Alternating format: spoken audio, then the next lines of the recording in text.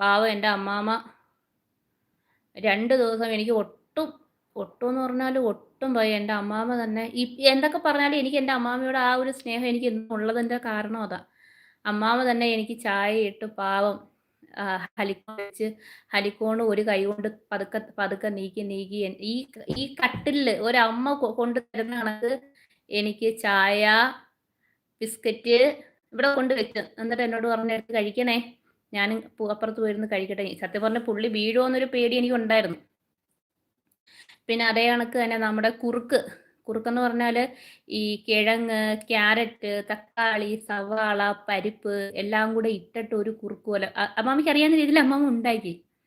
എന്നിട്ട് എരിവ് കുറച്ചാ ഉണ്ടാക്കിയേ. എന്നിട്ട് അത് റെഡിയാക്കിയിട്ട് ടേബിളിൽ കൊണ്ട് വെച്ചിട്ട് എന്നെ വിളിച്ചു 2 ദിവസം.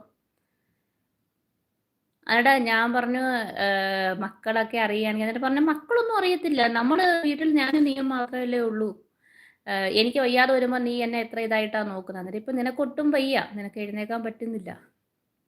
ആ ഒരു കടപ്പാട് എനിക്ക് അമ്മാമ്മയുടെ അടുത്ത് എപ്പോഴും ഉണ്ട്. കാരണം മക്കൾ എൻ്റെ അടുത്ത് പറഞ്ഞു ആ സമയത്ത് 2 ആഴ്ച